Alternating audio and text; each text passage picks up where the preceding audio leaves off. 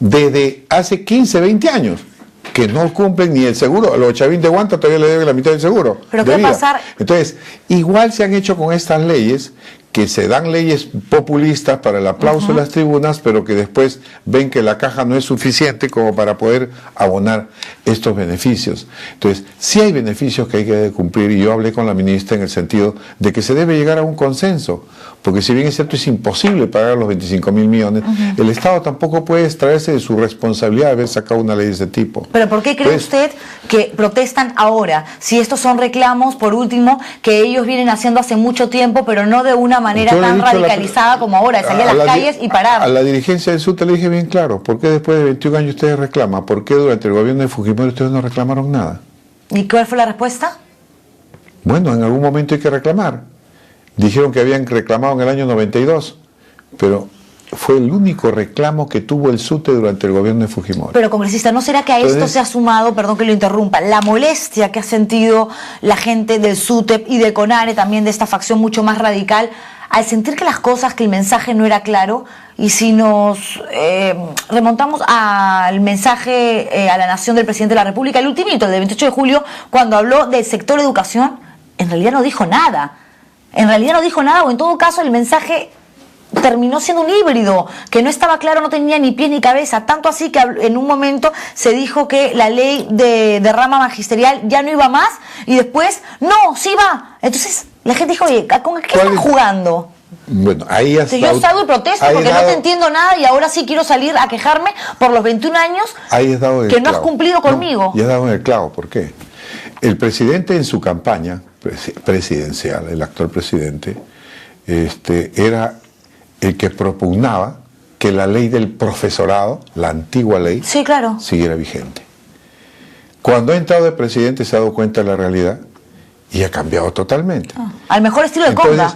Conga va, Conga no va, y la gente se levanta, pues. A mí no me estafen, no me engañes. Hemos hablado con los del SUTEP. Le dije, pero si ustedes han apoyado a Ollanta, ahora ¿por qué no lo apoyan? ¿No? Porque se sienten engañados. Entonces, porque se sienten engañados, y ese es el gran problema. Ese 30 y tantos % que votó por él en la primera vuelta, en este momento son totalmente contrarios a Ollanta. Congresista, pero se da cuenta... es un problema que debemos resolver de alguna manera, porque total, no podemos perder lo que hemos ganado como país. No, claro, pero se da cuenta usted de todas las consecuencias negativas que trajo el hecho de tener a un presidente hoy que ha tenido demasiados discursos en su historia política, y que finalmente en primera vuelta se presentó con una camiseta de un color, en el segundo se fue aclarando, se puso medio color humo y terminó con blanquito, prácticamente convertido en un candidato de derecha. O sea... Ese es el tema de la gran transformación versus la hoja de ruta. Para muchos dice, bueno, el presidente se ha vuelto moderado, la gran transformación no va, la gran transformación podría traer consecuencias para el país, pero para la gente que votó con él han sido totalmente defraudadas. Es lo que pasó en Cajamarca, cuando el presidente decía, y hemos visto en los videos, ¿no? Por supuesto. Que dice, pues, el agua, oro, lo la más plata, el oro, el agua. Sí. El agua fue entonces, pero la gente dice, el agua, como tú dijiste. Sí, claro. Y ese gran problema, yo creo que le faltó franqueza al presidente en un momento de decir y salir a la televisión y explicar el porqué del cambio. No, y por qué es importante el cambio. No, además todo el mundo tiene derecho a equivocarse. Yo pensaba esto, pero no es posible hacerlo. Sí. Porque se van las inversiones, porque pasa tal cosa, vamos a hacerlo gradualmente, etcétera, etcétera. Creo que esa franqueza hubiera sido mucho más positiva que pasar a un esquema totalmente diferente al que pregoné. Y ese es el tema. Claro, porque además la gente no solo no entiende lo que le está diciendo la persona que tiene al frente, porque ¿quién me está hablando? Esa no es la persona que en campaña vino a pedir mi voto, sino que, ok, me estás estafando, me estás engañando. En cambio, si esta persona dice, yo tenía este plan, creí que esto era lo mejor para mi país, y de pronto en el camino, ya convertido en presidente, me di cuenta, entendí, comprendí que el camino no era el que yo creía, porque soy un ser humano, porque me puedo equivocar, y porque finalmente mis intenciones siempre fueron buenas, la gente va a decir, bueno, sí, pues de qué difícil gobernar un país. Pero él no habla, él no se dirige a la gente, y siempre usa voceros que no necesariamente tienen, digamos, la facilidad, la gran habilidad, el gran don de hacer que el mensaje llegue como tenga que llegar, que generalmente sucede con los primeros ministros, con los presidentes del Consejo de Ministros. Ya ve usted lo que pasó con Valdés, y ahora Jiménez es una persona que tampoco tiene la llegada en la gente que esperamos nosotros para tener un verdadero vocero del Ejecutivo, yo creo que si del el gobierno. presidente se hubiera puesto y casi inmediatamente llegar al gobierno y explicar las razones del cambio, creo que la gente lo hubiera sido más comprensible. Entonces, evidentemente la gente se ha sentido engañada. En la educación había todo un cambio, la revolución educativa, la continuación de la ley del profesorado, que no era meritocrática, y ya estaba la ley de la carrera pública magisterial, sí, claro, que era meritocrática. Entonces eso quedó cuando los del SUTE dicen, no va la carrera meritocrática. Yo quiero la evaluación, pero que no me separen del sistema educativo. Claro. Cuando ya había la otra ley de la carrera pública magisterial que había sido aceptada por 55.000 profesores. Pero al escuchar ese mensaje del candidato en ese momento, se retrajeron lo de la ley del profesorado y ya no postulaban a la ley de la carrera pública magisterial.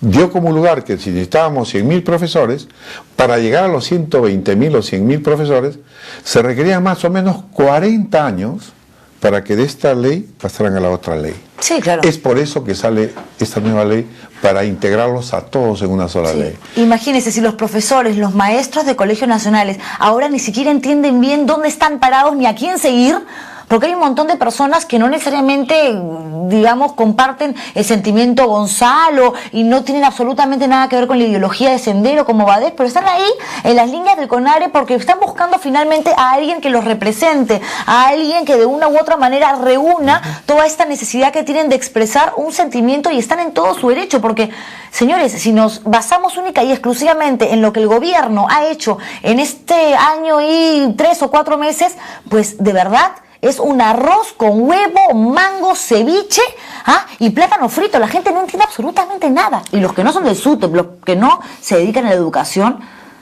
congresista, finalmente yo como periodista algo sé, usted más por supuesto porque es presidente de la Comisión de Educación, el peruano de a pie, los que nos están viendo, le aseguro que se están enterando del problema por nosotros que estamos intentando explicarles el asunto lo mejor posible, pero es muy complicado. La ley que se está trabajando es una ley que va a favorecer al profesor, se va a dar una remuneración integral consolidada, que la estamos llamando así, va a estar mucho mejor tratado, porque también ha sido maltratado. El profesor tiene reclamaciones justas, pero no de esta manera. No olvidemos que la educación es un servicio público esencial. Sí. Y como servicio público esencial tampoco uno puede hacer lo que le da la gana con la educación.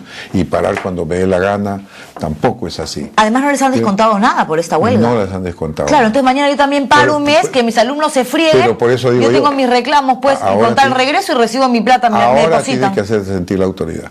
Esta ley es mucho más beneficiosa para el profesor.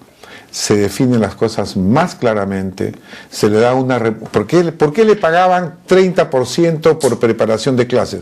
Porque los gobiernos no querían incluir eso en sus pensiones. Claro. Entonces cuando pasaba al cese o se iba de la carrera, le quitaban la bonificación. Claro.